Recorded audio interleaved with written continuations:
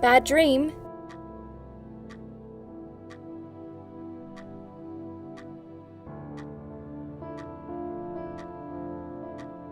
No, just a dream like any other.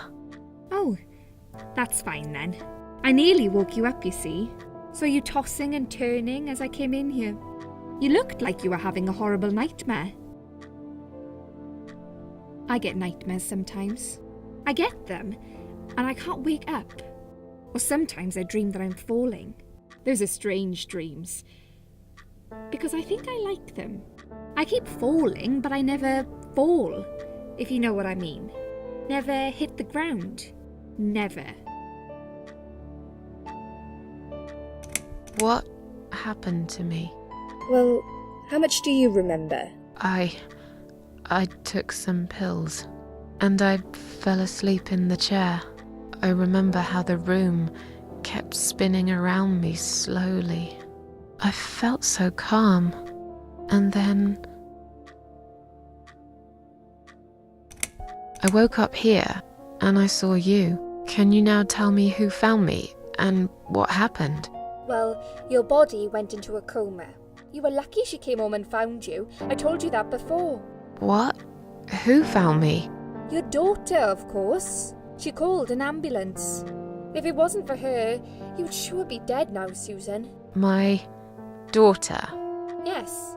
Why? Why'd you look so pale all of a sudden? Susan? I don't have a daughter. Whoever she is, she lied. But why would she do that? How should I know? I was in a coma, apparently. So she lied. It doesn't change the fact that you owe her your life. I was fine.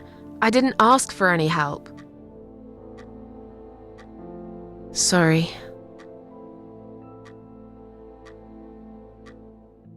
How long have I been here? I was told you arrived at the hospital at 7 in the evening.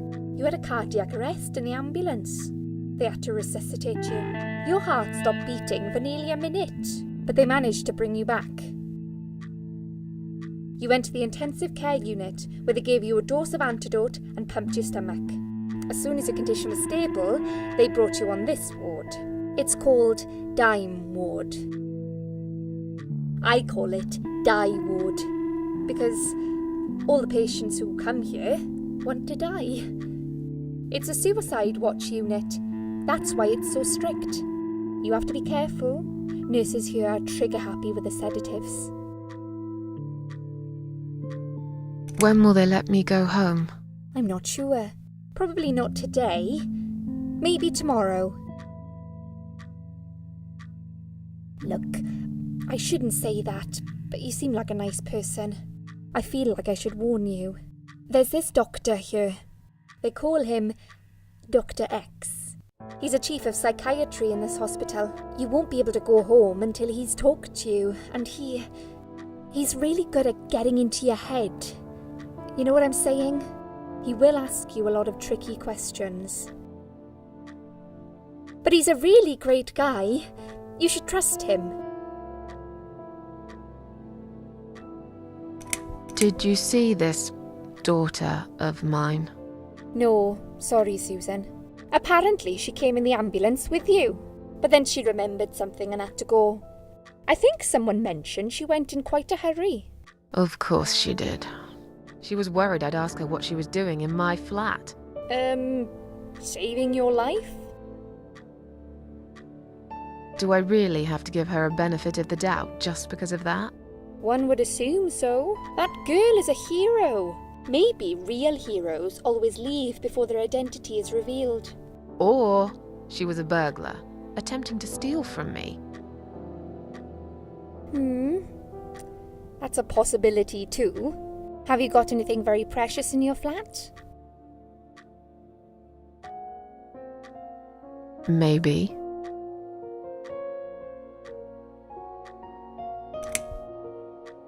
Tell me more about this Dr. X. His name is Xavier Zellman, but everyone just calls him Dr. X. He comes on the ward often, usually late in the afternoon or in the evening. I personally really like him, But you hear all sorts of stories in a place like this, you know. I don't know what to believe anymore. All I know is he's been very friendly and supportive. Some doctors won't even say hello to you. But Dr. X usually stops and asks how I am. He knows I have some problems.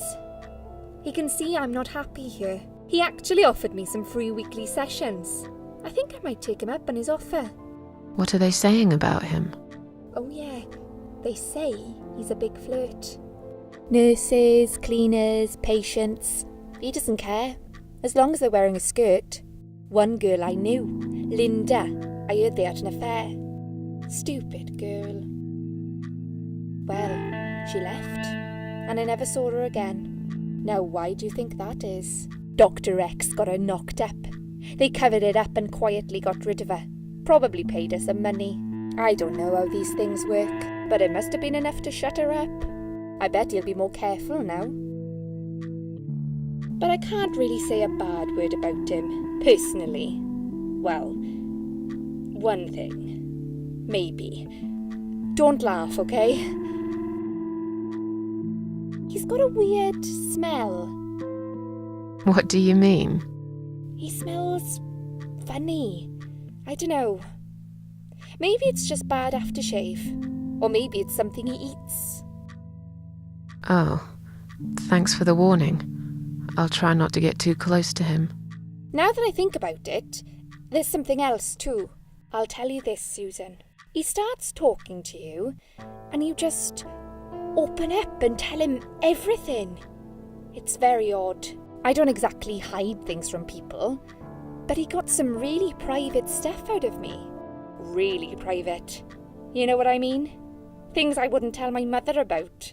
And we haven't even started those sessions yet. So, be prepared for that. Sure, but it's a bit too late for me to hide how I feel now anyway. I think I made it very clear when I swallowed those pills. Tell me something more about yourself. Me? I'm a nobody. I'm just a hard-working girl. We all have to pay our bills somehow, right?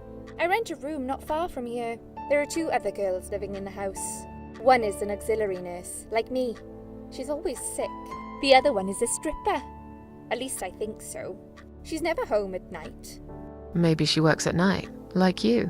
Yeah, but I don't leave for work wearing red stockings and heels, do I? No, you're right. You're a real nurse, not some man's fantasy of one. I used to do all that for my boyfriend. You know, dress up as a sexy nurse and all. Well, I did it just once, really. He didn't like it that much. He didn't like me that much either. Broke up with me last Valentine's Day. Of all the days, he chose that one, eh? He never told me why, but I don't care anymore. I'm tired. Let me sleep now. Fine. I'll see you again. Be careful who you trust here, Susan. They will be watching you. How do I know you're not one of them? You don't. But do I really look like a bad person to you? I don't know. Maybe not. I'll see you tonight. Remember what I said. Dreams are just dreams.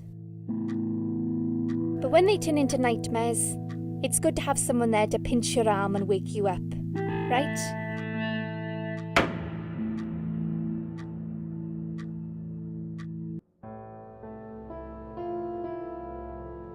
We'll start with a little chat about your childhood. I want you to be as honest as possible. It's important if we want to get to the bottom of your problem. Count to 10 and tell me when you're ready, Susan.